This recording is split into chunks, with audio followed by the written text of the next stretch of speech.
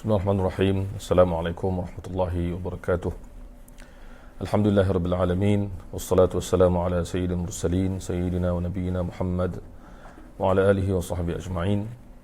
Alhamdulillah, kita dapat menyambung siri huraian kitab Al-Adabul Mufrad kepada Imam Al-Bukhari rahimahullah pada malam ini. Dan siri ini adalah siri yang ke-8 dan kita sambung bagi yang mempunyai kitab, yang ada buku, kita boleh buka kepada bab 32 dan juga hadis ataupun hadis ke-64. Bab 32 hadis ke-64. Kata Imam Al-Bukhari rahimahullah, babu ismi qati'ir rahim, iaitu bab dosa orang yang memutuskan ar-rahim, iaitu hubungan kekeluargaan atau pertalian darah yang telah kita ikuti dalam siri-siri sebelum ini. Banyak hadis tentang perkara ini dan mungkin akan berulang juga benda yang sama, tetapi disebabkan tajuk ataupun bab-bab kecil ini, maka Imam Al-Bukhari akan membawa hadis yang lebih kurang sama dengan apa yang kita telah baca sebelum ini. Jadi kita sambung, kata Imam Al-Bukhari, babu ismi qati'ir rahim. Qala hadatsana Abdullah bin Salih qala hadatsani Al-Laits qala hadatsani Uqail an Ibn Shihab qala akhbarani Muhammad bin Jubair bin Mut'im anna Jubair bin Mut'im, sahabat dia adalah Jubair bin Mut'im, sahabat Nabi yang terkenal, orang Quraisy, dan anak dia lah yang bawa hadis daripada dia. Dia ada dua orang anak yang digelar sebagai alim faqih, iaitu anak sahabat ni, iaitu nama Muhammad bin Jubair, satu lagi adalah Nafi' bin Jubair bin Mut'im. So nama ayah dia sahabat Nabi ni ialah Jubair bin Mut'im.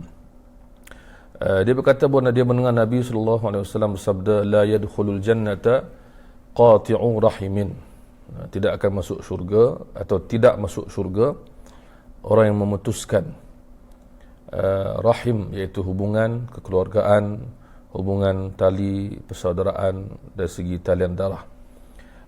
Kadang kita jumpa hadis yang menyebut qati', tak sebut rahim, sebut qati', tapi difahami bahawa memutuskan, qati' itu ialah memutuskan hubungan kekeluargaan. Hadis-hadis sebegini, para ulama huraikan, bila ada hadis yang menyebut tidak masuk syurga ataupun tidak masuk neraka, ataupun masuk syurga atau masuk neraka, maka hadis begini para ulama kumpulkan dan huraikan. Di antara maksud hadis begini ialah bukanlah tidak akan masuk syurga sampai bila-bila, bukan maksud begitu. Maksudnya ialah tidak masuk syurga ni ialah, pertama, kata ulama seperti Imam Nawawi ketika menghuraikan hadis-hadis Sahih Muslim dan lain-lain, menyebut bahawa tidak masuk ni ialah tidak masuk terus pada waktu pada bersama golongan yang awal masuk. Jadi tidak masuk surga maksudnya tidak masuk surga pada waktu awal atau pertama atau ketika golongan yang mula-mula masuk, maka mereka dilewatkan masuk. Kerana apa? Kerana diseksa, na'udzubillah, di atas kesalahan mereka yang memutuskan hubungan ini, iaitu persaudaraan ataupun silaturahim itu sebutkan sebelum ini. Jadi tidak masuk bersama orang yang awal masuk. Dan maksudnya juga ialah maksudnya adalah tidak masuk syurga melainkan mesti disiksa atau dibalas kesalahan itu. Itu maksud hadis tidak masuk syurga. Seperti bila kita baca beberapa hadis, disebutkan dosa-dosa tertentu, orang begini tidak akan dapat masuk syurga, tak akan cium bau syurga. Ini maksudnya, pertama kata ulama, ialah sebagai satu amaran tegas. Jangan buat macam ni, kerana ia akan membawa kepada tak masuk syurga. Satu peringatan, amaran. Yang kedua ialah tidak masuk awal, pada permulaan. Tetapi alhamdulillah, orang yang beriman, dia akan masuk syurga. Dan kita tengok dalam soal masuk neraka dan masuk syurga ni adalah soal semuanya berdasarkan rahmat Allah SWT. Dan ada banyak keadaan kita jumpa dalam Al-Quran dan hadis yang menunjukkan pelbagai cara manusia masuk syurga. Kita baca hadis yang menakjubkan, seperti ada orang buat dosa kemudian masuk syurga sebab diampunkan kerana dia buat sedikit amalan yang besar nilai dia. Ada yang masuk surga sekejap, kemudian diselamatkan, disyafaatkan. Jadi ini kita panggil semuanya bergantung kepada rahmat Allah. Kita diajar bahawa kalau Allah beri kurniaan syurga, itu adalah kurniaan yang melebihi amalan kita. Yang kedua, kalau orang tu Allah seksa dalam neraka, itulah keadilan mutlak Allah SWT. Tidak boleh dipertikaikan apa-apa pun. Maka di sini kita melihat bagaimana hadis ini memberi amalan yang besar, yang tegas kepada orang yang memutuskan. Dan kita sebut sebelum ini bahawa memutuskan adalah bermaksud antaranya adalah menzalimi kaum keluarga atau saudara mara, ataupun tidak membantu dan membiarkan kesusahan berlaku kepada mereka, atau bergaduh dan bermusuh. Dan juga dibimbangi orang yang lama tidak bertemu, dibimbangi, bukan maksud mesti, tapi kalau lama tak bertemu dibimbangi, akan membawa kepada permusuhan, na'udzubillah. Maka kita di zaman canggih ini, kita sebutkan berulang kali, kita boleh menghubungkan hubungan dengan kekeluargaan, silaturahim, saudara mara dan sebagainya dengan telefon, dengan segala alat yang canggih zaman sekarang ini. Baik. Hadis seterusnya, hadis 65. Kata Imam Al-Bukhari, hadatsana Hajjaj bin Minhal qala hadatsana Syu'bah qala akhbarani Muhammad bin Abdul Jabbar qala sami'tu Muhammad bin Ka'b annahu sami'a Abu Hurairah yuhaddithu 'an Rasulillah sallallahu alaihi wasallam. Hadis Abu Hurairah. Dan kita jumpa dalam ni nama Syu'bah, semalam kita dah sebut dalam kelas Syama'il Muhammadiyah siri keempat, kita sebutkan tentang kehebatan Syu'bah di sini, iaitu Imam Syu'bah bin Al-Hajjaj. Baik. Abu Hurairah mengatakan Allahu anhu bahawa Rasulullah sallallahu alaihi wasallam bersabda, innar rahima syujnatun minar rahmani taqulu ya Rabb inni zulimtu.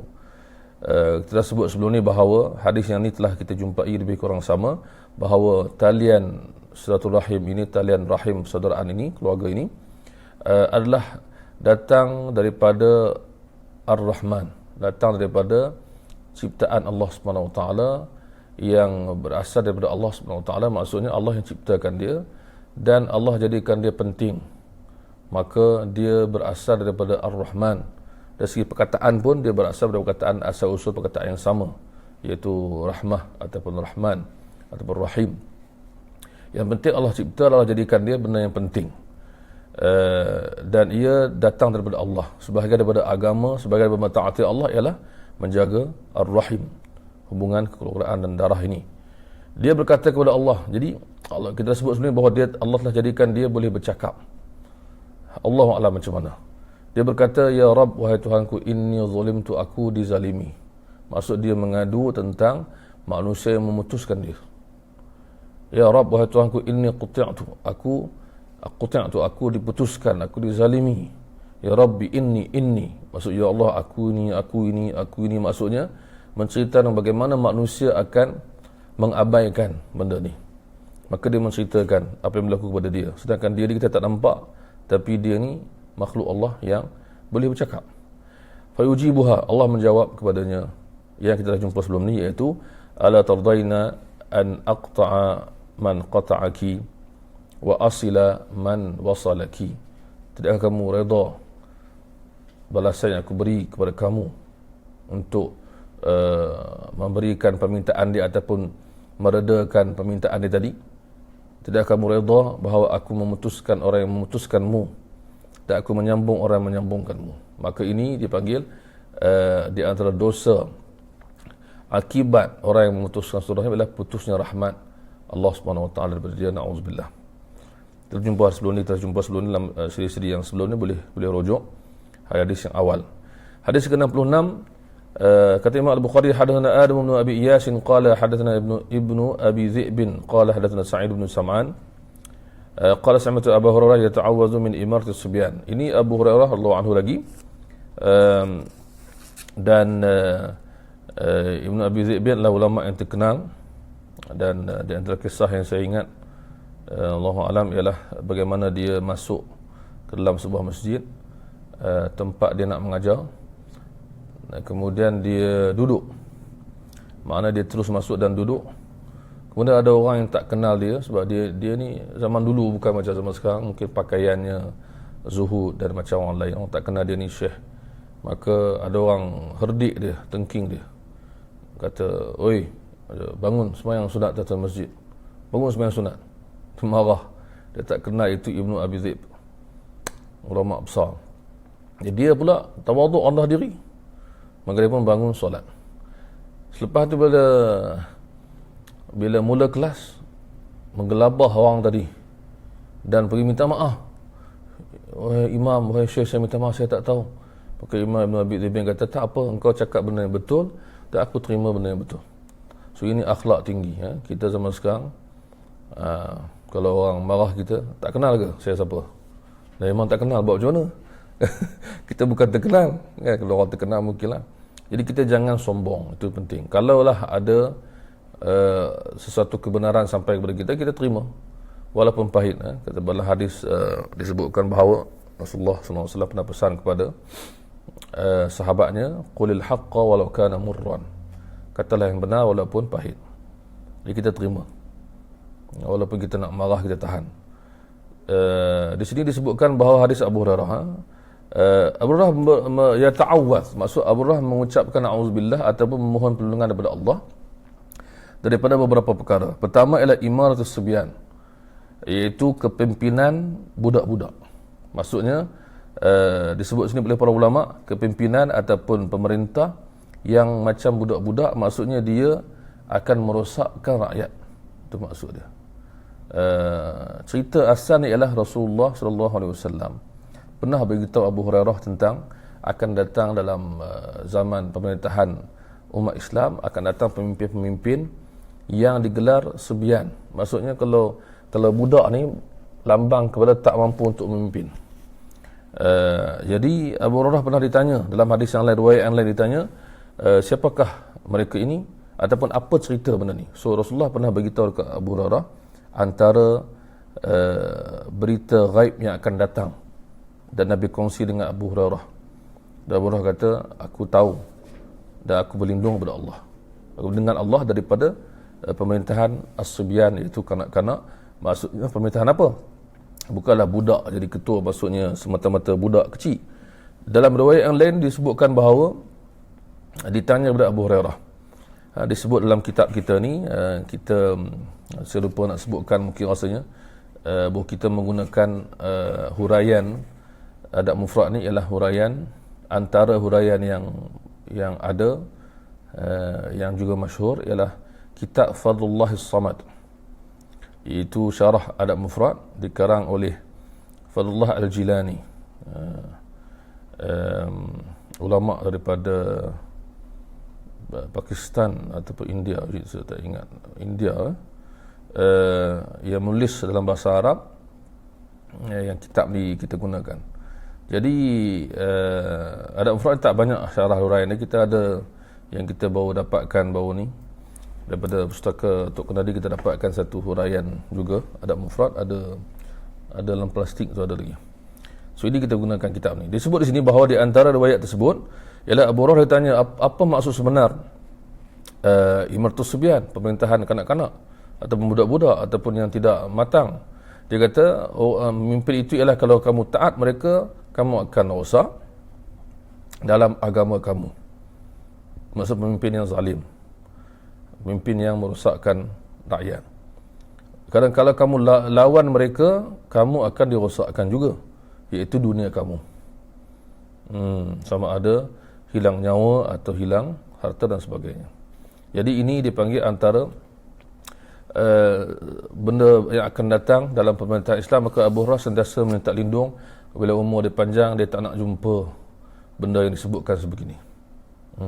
Itu maksud dia. Dan Abu Hurairah meninggal pada tahun 58 Hijrah.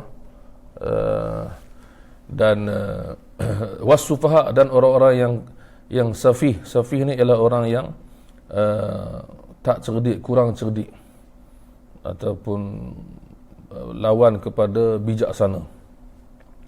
Jadi di sini disebutkan bila Abu Hurairah berlindak lindung sini, murid dia tanya melalui orang lain, iaitu Ibnu Hasan Al-Juhani, bahawa Abu Hurairah pernah bahawa dia pernah berkata kepada Abu Hurairah, apakah tanda-tanda benda tu akan berlaku ataupun masa tu sampai pernikahan seperti itu, apa tanda dia? Kan, apa tanda dia? Maka dia kata an tuqta'al arham, tandanya ialah terputusnya banyak silaturahim, wa yuta'al mughwi, dan ditaati orang yang menyesatkan, wa yu'sal mursyid, dan diingkari orang yang memberi panduan.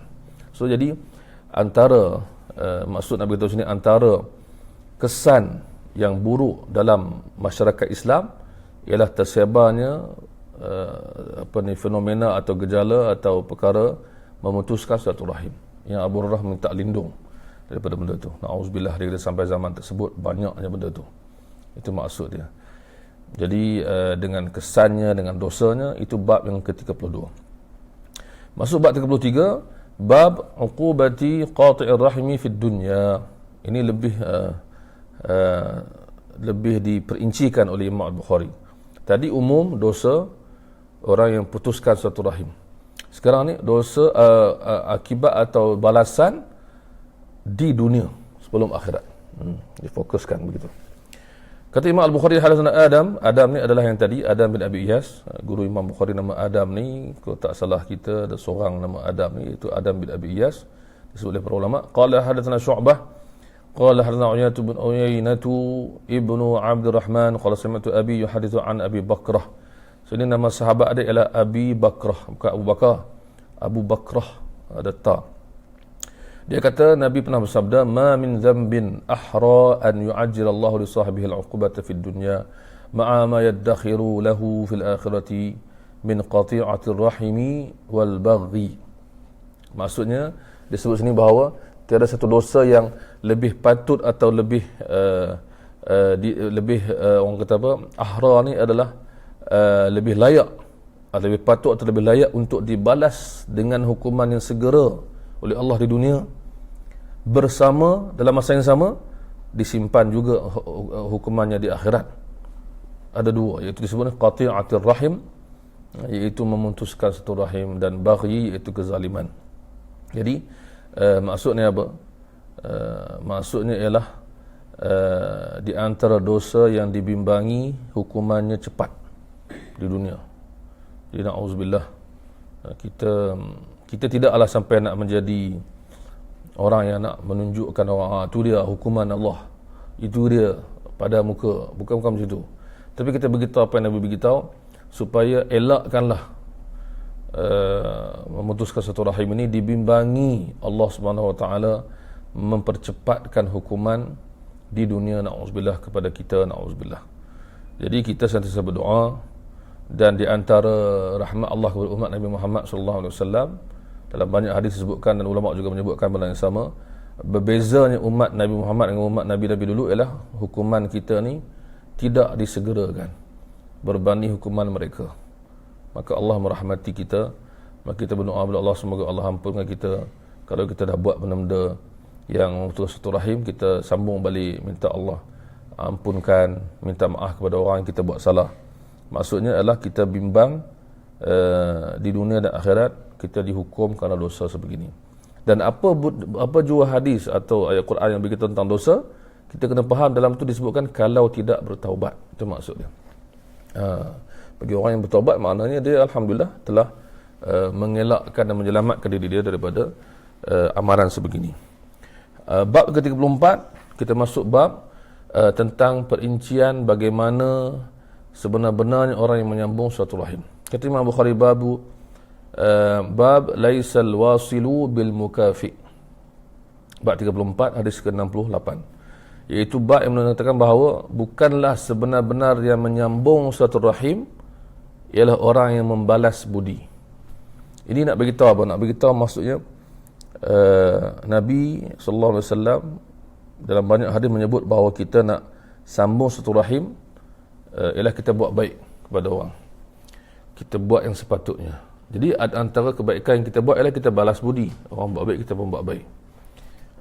Tetapi kalau hakikat makna al-wasil ialah orang yang menyambung satu rahim, makna yang tinggi, yang lebih tinggi, makna yang hakikat ialah sebenarnya ialah bukanlah yang membalas budi saja, tapi ialah yang buat lebih daripada itu. Baik, kita lihat apa hadis dia. Kata Imam Al-Bukhari, hadatsana Muhammad bin Katsir qala akhbarana Sufyan 'an al-A'mash. Al-A'mash ni imam besar terkenal dalam hadis dan dalam qiraat dalam Al-Quran semua, dan dia di antara kalau kita baca qiraat memang diambil banyak daripada Imam Al-A'mash dalam hadis. Nama dia Sulaiman bin Mihran, antara ulama besar dalam hadis, yang meninggal pada tahun 147 Hijrah, dan orang yang beribadah, yang terkenal dalam hadis, terkenal dalam, dan seorang yang sabar walaupun dia miskin. Disebutkan di sini bahawa dia tidak meminta walaupun dia susah dan amat-amat susah. Ini ulama yang terkenal. Dalam qiraat bersama A'mash, dalam hadis bersama A'mash. Banyak kita jumpa kalau kita baca kitab-kitab hadis-hadis yang besar. A'mash dan juga Al-Hasan bin Amr dan Fitr. Maksudnya sekarang ni Sufyan tadi ambil daripada 3 orang guru. An Mujahid, daripada Imam Mujahid, iaitu Mujahid bin Jabir Al-Makki, tabi'in terkenal dalam bidang tafsir dan sebagainya. Daripada An Abdullah bin Amr, iaitu Abdullah bin Amr bin As, sahabat Nabi dan anak kepada Amr bin As. Qala Sufyan lam yarfa'u al-A'mash ila Nabi sallallahu alaihi wasallam wa rafa'ahu al-Hasan wa Fitr. Sini dia ada satu kaedah, satu cerita yang cantik sebahagian daripada rantaian periwayatan ni. Kata Sufyan, yang ambil daripada 3 orang guru dia kata A'mash tidak menyebutnya sebagai hadis Nabi sallallahu alaihi wasallam. Manakala Hasan dan Fitr, seorang lagi, 2 orang lagi menyebut sebagai hadis. Ini kita panggil perbezaan ketika menyampaikan. Tapi ini hadis lah, hadis. Dan Imam Bukhari bawa semua riwayat, dan ini hadis yang masyhur dan terkenal. Baik. Apa hadis itu? Laisal wasilu bil mukafi, bukanlah sebenar-benar orang yang menyambung satu rahim, ialah orang yang membalas seperti orang bagi kepada dia. Tetapi Nabi sambung apa? Ini huraian dia. Walakin al-wasila, tapi sebenar-benar yang menyambung satu rahim, alladhi idza quti'at rahimuhu wasalaha, ialah orang yang bila orang lain tak nak sambung, putuskan hubungan dengan dia, dia yang sambungkan. So ini dipanggil tahap tinggi. Tahap asas biasa apa? Orang buat baik, kita buat baiklah. Tapi orang yang hebat ialah orang yang bila orang buat jahat dekat dia, dia balas baik. So ini tahap yang tinggi, tahap yang pernah dibuat oleh para sahabat dan sebagainya, yang mana orang balas buruk, kita balas baik. So ini kita panggil apa? Macam setengah ulama ibaratkan sebagai apa? Kita macam pokok, orang baling batu, orang baling kayu, dia jatuhkan buah. Ini tinggilah. Kita manusia biasa macam kita, orang buat baik kita buat baik, orang buat jahat siap hang. Kan? Hang tunggu masa, hang tunggu saat lagi. Tapi yang sebaiknya bukan begitulah. Jadi ini hebatlah. Macam Nabi sallallahu alaihi wasallam, orang buat apa dekat dia, dia balas baik. So ini kita panggil akhlak Nabi, para Nabi dan Rasul, akhlak para sahabat. Maka Rasulullah ajar benda ni kepada sahabat sampai sahabat tu boleh amal. Maksudnya sekadar dia baik kita baik, dia bagi kita balas, ini normal. Tapi ini besarlah bagi kita. Sebab yang paling teruk ialah putuskan. Yang paling elok, yang elok sikit sambungkan. Yang lebih elok adalah sambungkan orang yang cuba putuskan.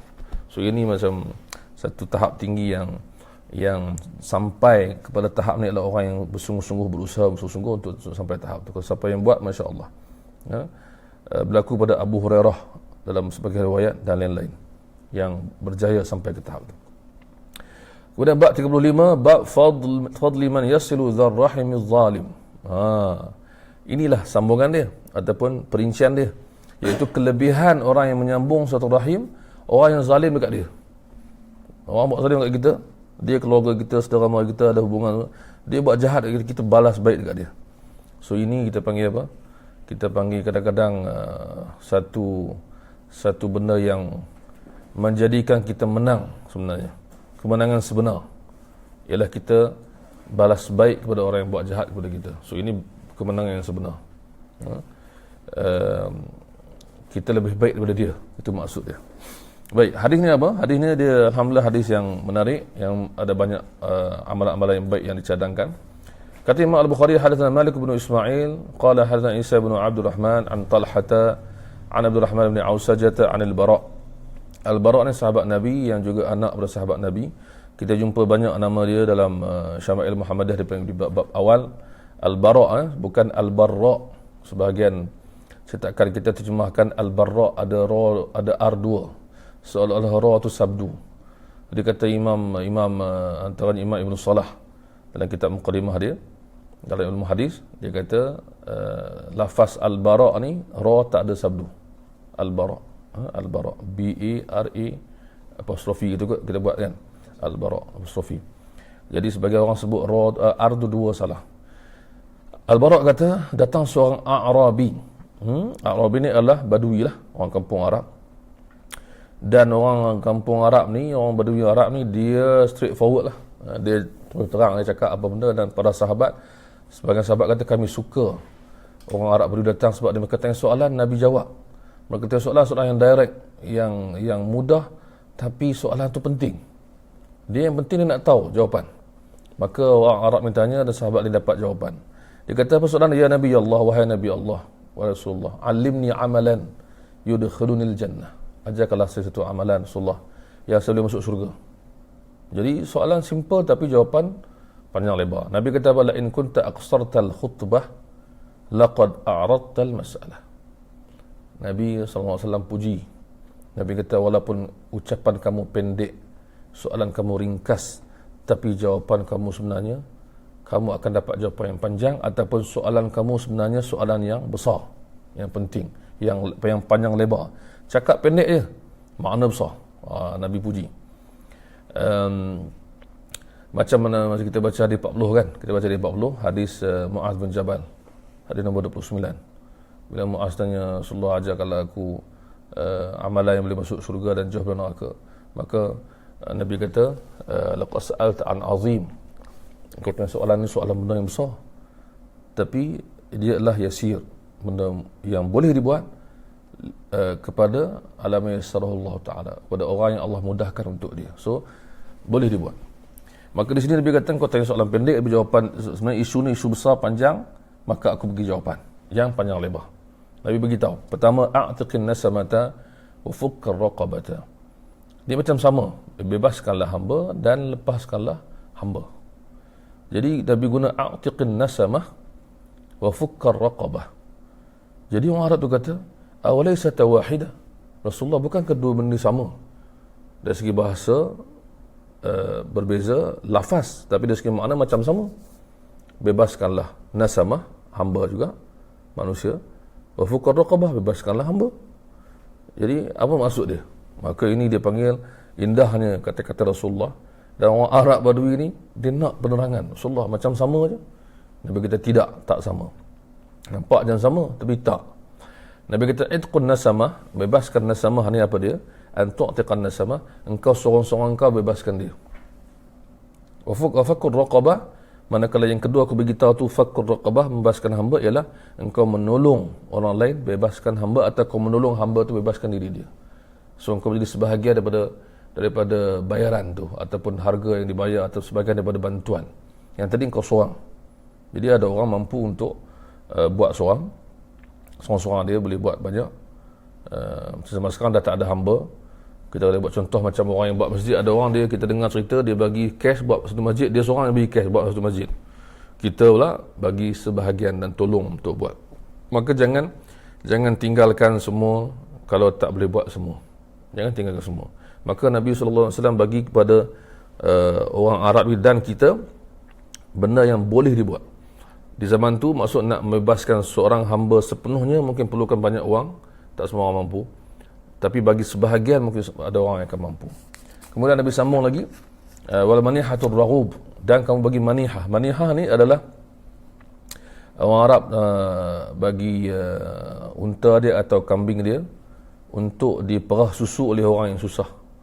So aku bagi engkau kambing ni, dan yang raghub maksudnya yang bukan yang kering lah, yang memang betul-betul ada susu lah. Jadi ini pahala besar. Pahala besar tadi apa?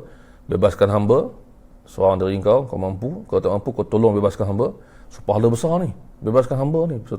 Satu perubahan besar bagi diri dia, seorang hamba menjadi seorang yang bebas.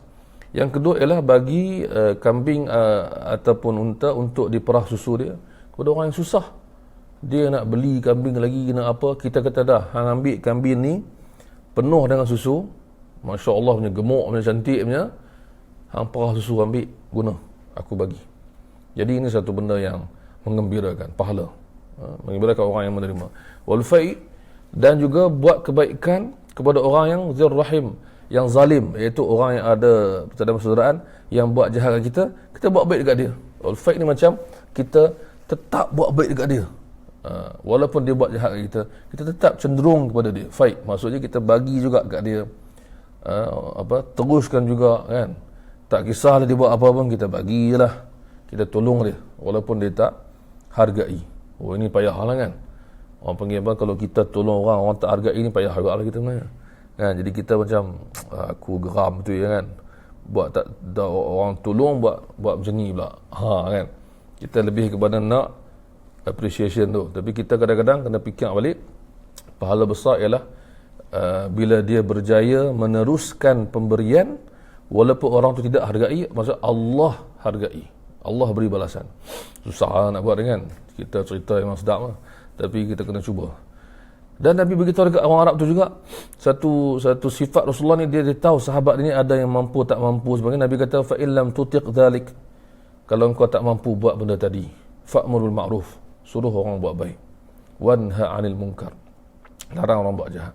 Maksud, jangan tinggalkan orang kata apa, benda yang kita tak mampu buat, kita duduk frust, aku tak boleh buat macam mana, aku tak boleh sedekah, duit tak ada, tak. Kita pun tahu lah, di 40 ada hadis yang sahabat Nabi datang, hadis Abu Zar, ada sahabat Nabi datang yang miskin, yang mengadu, Rasulullah, kami semayang, orang kaya pun semayang, kami puasa, orang kaya pun puasa, tapi mereka sedekah, kami tak boleh sedekah. Maka Rasulullah kata, kamu boleh buat benda lain. So ini cara Nabi SAW mengalihkan tumpuan para sahabat dia kepada benda yang sepatut dia buat, benda yang mampu. Orang panggil sekarang apa? Circle of influence. Gitu, kan. Maksudnya buat benda yang kita boleh buat. Dalam circle of influence tu, apa benda yang kita boleh buat dalam circle tu, buat yang tu lah. Jangan duk frust benda, aku tak boleh buat, aduh, benda ni aku nak buat dah lama tapi tak boleh buat. So ada tak benda boleh buat? Ada, buat lah, kan. So circle of influence ni ialah benda yang diajar oleh Nabi SAW, yang pakar-pakar self-help atau motivasi ni duk sebut-sebut benda ni, benda yang kita boleh buat, kan. Tumpukan kepada yang mampu dilakukan. Baik, Nabi kata apa? Fa illam tutiq dhalik, kata tak boleh juga nak cegah mungkar ataupun suruh buat baik, fakuffa lisanak, tahan lidah kamu, illa min khair, kecuali benda baik je cakap. Bermakna Rasulullah SAW menyuruh kita, buatlah apa yang mampu selagi mana baik, walaupun kecil pada mata kita tapi besar pada sisi Allah SWT. Macam Nabi sebut hadis yang lain dalam Sahih Muslim, Nabi kata, la tahqiranna minal ma'rufi syai'a, jangan pandang rendah, jangan pandang remeh apa sahaja benda baik.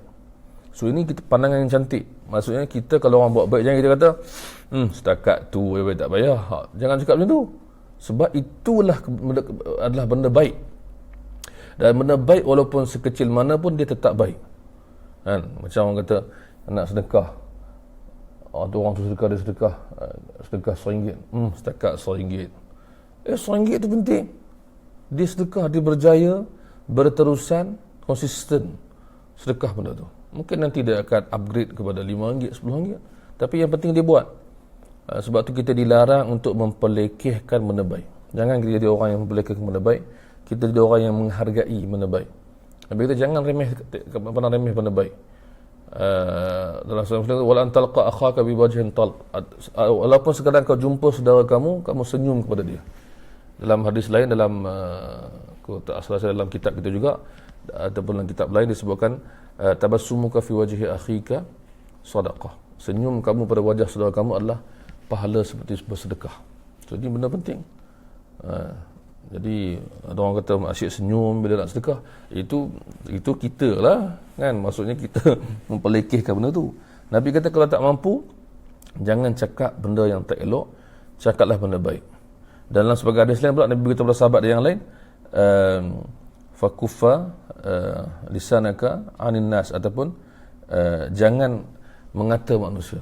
tahan, fakufa syarraka 'anil nas, tahanlah keburukan kamu daripada manusia. Maksudnya, kalau tak boleh buat benda baik, jangan buat benda yang tak elok. Ataupun orang cakap macam mana, kalau tak boleh tolong, janganlah orang kata apa, menghalang, kan? Kalau tak boleh tolong, jangan halang, kan? Maksudnya tolonglah, jangan tolong, itu maksud dia. Kalau tolonglah, jangan menyusahkan, tinggalkan, kan? Kalau tak mampu, tak apa, jangan kita merosakkan, menyusahkan, menghalang dan sebagainya. Menjadi kita orang sekarang panggil apa, be part of the solution lah, kan? Sebahagian penyelesaian. Jangan kita macam just orang ceramah, masalah kita hari ni ialah pertama, kedua, ketiga, keempat, tak ada penyelesaian, semua masalah, kan? Kita sekarang ada masalah banyak ni, pertama, kedua, ketiga, keempat, habis ceramah dia. So apa kita nak buat, kan?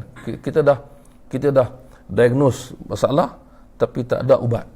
So setengah orang kata be part of the solution, jadilah sebagai penyelesaian. Baik, hadis bab 36, hadis ke-70. Cerita tentang hadis ini menarik. Cerita tentang, kata Imam Bukhari, bab man wasala rahimahu fil jahiliyyati thumma aslam. Cukup cantik, hadis yang popular, masyhur tentang Sayyidina Umar, iaitu bab seorang yang menyambung silaturahimnya di zaman jahiliyah dengan orang yang kafir, kemudian orang itu masuk Islam. Jadi di antara orang panggil apa, bukan Sayyidina Umar, Sayyidina Umar lepas tu ni ada satu kisah lepas tu, kisah Sayyidina Umar yang berkaitan, cantik. Hari ini beritahu, atau bab dia beritahu kita, yang Imam Bukhari kata orang yang sambung silaturahim dia di zaman jahiliyah masuk dengan orang yang tak Islam, kemudian masuk Islam. Maksudnya dia dulu buat benda baik semasa dia zaman jahiliyah, kemudian dia masuk Islam. Jadi macam mana keadaan dia? Baik, kata Imam Bukhari, hadatsana Abul Yaman. Abul Yaman ini nama guru dia yang terkenal, Al-Hakam bin Nafi', tapi digelar Abul Yaman. Dan biasa kita jumpa dalam Sahih Bukhari, kalau Abul Yaman, lepas tu mesti Shu'aib. Dia Shu'aib bin Abi Hamzah. Biasanya begitu. Hasan Abul Yaman qala akhbarana Shu'aib ani Zuhri. Sambung Zuhri. Zuhri imam terkenal, kita sebut sebelum ni, Imam Ibn Shihab. Qala akhbarana Urwah bin Zubair. Daripada Urwah bin Zubair, anna Hakim bin Hizam akhbarahu. Sahabat Nabi radhiyallahu anhu, Rasulullah SAW, nama dia Hakim bin Hizam. Dia ni antara orang yang terkenal di zaman jahiliyah dan Islam. Dia amat pemurah, amat baik semua, memang Masya Allah terkenal sangat-sangat. Jadi isu dia ni adalah apakah kebaikan yang dibuat zaman jahiliyah dulu, bagaimana pahala dapat tak bila masuk Islam. Jadi dia kata kepada Nabi SAW, di antara dia bersembang dengan Rasulullah, dia berbincang, dia kata, ara'aita umuran kuntu atahadatsu biha fil jahiliyati. Dia kata, Rasulullah, apa pandangan Rasulullah, macam mana keadaan benda-benda yang saya buat sebagai ibadat di zaman jahiliyah. Maksudnya saya buat benda baik kerana ikhlas untuk tolong orang. Min silatin wa itaqatin wa sadaqatin. Silah ni sama satu rahim, itaqah bebaskan hamba, sedekah, sedekah semua ni, fahal li fiha ajr, saya dapat pahala tak? Dia fikir dia buat baik banyak dulu, dan dia memang masuk Islam ketika umur dia 60-an, dan dia hidup dalam Islam pun 60 tahun. Tu umur dia tu, kan? Jadi dia meninggal di Madinah, kat sini pada tahun 54 Hijrah. Baik, jadi dia separuh hidup dia di jahiliyah, separuh hidup dalam Islam. Ada dua orang yang macam ni, tak salah saya disebut oleh Imam Ibn Salah, tapi saya lupa soal lagi. Disebutkan, dia kata dia duduk fikir ni, benda dia buat banyak baik ni, dapat pahala tak Rasulullah? Sebab kita tahu orang yang belum Islam buat baik macam mana pun tak dapat pahala, sebab dia tak Islam. Baik, Rasulullah kata, aslamta ala ma salafa min khair, engkau telah masuk Islam dan orang kata apa, di atas kebaikan, segala benda baik yang kau buat dulu pun kau dapat juga, dapat pahala juga. Jadi ulama bincang panjang macam mana orang yang buat baik dulu zaman kafir, macam mana dapat pahala, sedangkan syarat penerimaan amalan ialah Islam. Maka di sini kata ulama, Rasulullah kata begini, sebab dia baik, dia masuk Islam, maka Allah macam orang panggil apa, hadiahkan dia pahala. yang sepatut dia tak dapat. Tapi sebab dia masuk Islam dan dia sahabat dan dia istiqamah buat baik lagi, maka Allah bagi hadiah kepada dia walaupun dia tak patut dapat pahala. Ini dipanggil antara kurniaan Allah kepada hamba. Kata ulama, dia sama macam sebagai hadis menyebutkan orang ahli kitab bila masuk Islam dia dapat pahala double. Dulu dia beriman dengan Nabi dia, kemudian dia beriman Nabi Muhammad SAW. Ada hadis sebut dia dapat double pahala berganda. Berganda macam mana? Maksudnya Allah hadiah dekat dia sebab dia masuk Islam. Hadiah daripada Allah. Bukan masuk amalan tadi dapat pahala sebab dia belum Islam. Baik. Satu lagi contoh ialah bagaimana Allah sebut dalam Quran, ataupun bagaimana Allah sebut dalam Quran juga dan dalam hadis, bagaimana ada orang yang Allah gantikan dosa jadi pahala. Macam mana dosa jadi pahala? Ini hadiah daripada Allah. Kita baca dalam kitab Syama'il Muhammadiyah dan kita akan baca nanti dalam huraian di sini di beberapa tempat bila kita buat majlis khatam, kita akan jumpa hadis itu dalam bahagian Nabi ketawa. Nabi senyum dan ketawa. Kenapa? Nabi cerita di akhirat ada orang yang buat dosa banyak. Malaikat pun beritahu, kau buat dosa ni gini, dia pun mengaku. Tiba-tiba Allah beri kurniaan. Allah kata perintah malaikat ganti, tukarkan dosa dia yang kecil ni semua jadi pahala. Dosa kecil. Kemudian dosa besar belum bentang lagi, bentang dosa kecil dulu. Maka orang ni kata apa? Wahai malaikat, boleh tak tukar dosa besar sekali? Dia tamak pula kan. Tak apa tu cerita Nabi, kata Nabi pun ketawa. Nabi suka cerita macam manusia dia tamak. Mula-mula tu dia takut, kemudian bila tengok tukar pahala. Apa kata tukar yang besar sekali? Jadi dia pula yang beritahu. Jadi ini adalah hadiah daripada Allah. Takkanlah dosa sama dengan pahala, tak sama. Allah hadiahkan. Macam juga satu lagi, kata ulama memberi contoh bagaimana dalam hadis Nabi pernah sebut bahawa orang yang sakit, Allah tetap beri pahala kepada dia bila dia sakit atau musafir, dia tinggal amalan yang dibuat pada masa dia sihat. Maka Allah tetap beri pahala masa dia sakit atau musafir. Dia tak buat pun. Ini dia panggil hadiah daripada Allah. Iaitu orang yang sentiasa buat ibadat sunat dan tak tinggal. Jadi katalah kita beri contoh, tuan-tuan suka sembahyang duha. Mesti sembahyang duha. Tapi kena hari itu Allah bagi sakit dan tak mampu nak sembahyang duha dan terpaksa tinggal. Maka mengikut hadis Nabi, tuan-tuan dapat juga pahala macam sembahyang duha tuan-tuan buat sebab menjaganya ketika sihat. So ini hadiah daripada Allah SWT. Jadi ini kita panggil hadiah daripada Allah SWT. Dan dia tidak menunjukkan bahawa amalan orang kafir Allah terima seperti amalan orang Islam, tak. Dia menunjukkan kurniaan hadiah daripada Allah SWT. So diharap kita jelas itu. Kemudian kita akan insyaAllah akhiri dengan hadis Sayyidina Umar. Ini hadis Sayyidina Umar, hadis yang menarik. Yang saya katakan tadi, saya ingatkan di bawah bab yang 36 ada bab 37, iaitu bab silati dzirrahimil musyriki wat tahdiyah, iaitu bab menyambung silaturahim orang saudara yang musyrik, yang kafir, dan juga memberi hadiah. Jadi ini di antara cara menyambung silaturahim.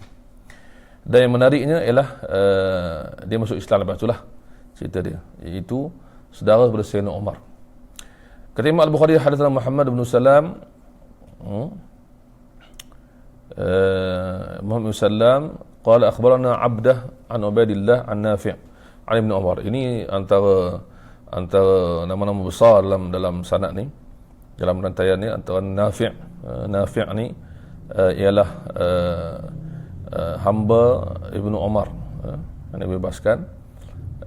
Dan dia ni antara murid kanan Ibnu Umar tu adalah sahabat Nabi Abdullah bin Umar. Ibnu Umar ni ada dua murid yang paling kanan, iaitu anak ada Salim, yang dalam kelas Syama'il kita sebut tentang 7 fuqaha tabi'in. 7 fuqaha tabi'in terkenal. Salah seorangnya adalah Salim bin Abdullah bin Umar, anak Ibnu Umar. Dan ini seorang lagi Nafi', iaitu murid kanan Ibnu Umar juga. Dan cuma kita kena sedar bahawa Nafi' ni bukan Nafi' yang qiraat, walaupun duduk di Madinah juga, iaitu Nafi' qiraat Imam Nafi', itu Nafi' lain, ini Nafi' lain. Baik, ini bagi orang yang belajar qiraat, jumpa Nafi' dalam hadis ni Nafi' lain. An Ibnu Umar daripada Ibnu Umar, iaitu Abdullah anak Sayyidina Umar. Dia cerita pasal ayah dia. Satu hari ayah dia dengan Rasulullah sallallahu alaihi wasallam jalan sama-sama melihat barang-barang jual di pasar. Dia kata Sayyidina Umar nampak hullatan siyara, iaitu kain ataupun pakaian sutera yang cantik, yang indah. Dan dia kata kepada Rasulullah, ya Rasulullah, law ishtaraita hadhihi falabistaha yaumal jumu'ati walil wufudi idza atauk. Dia bagi cadangan yang baik. Ini sahabat yang baik. Dia kata, Rasulullah, apa kata Rasulullah beli pakaian yang cantik ni, pakai pada hari Jumaat atau pada hari datangnya tetamu rombongan yang melawat jumpa Nabi daripada jauh. Jadi pada masa itu Umar tak tahu bahawa itu tak boleh pakai. Nabi beritahu lepas tu. Tapi yang poin yang cantik di sini juga ialah bagaimana Rasulullah setuju dengan dia dari segi apa? Dari segi kita elok berpakaian indah pada hari-hari tertentu seperti Jumaat, Raya dan sebagainya, jumpa tetamu dan sebagainya.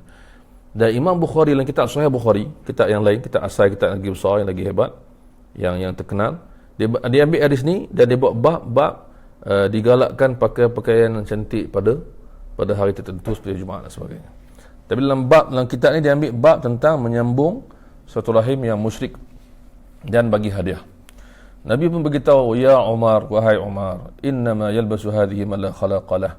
Wahai Umar, yang pakai baju ni orang yang tak ada bahagian di akhirat. Maksudnya apa? Haram pakai bagi orang lelaki.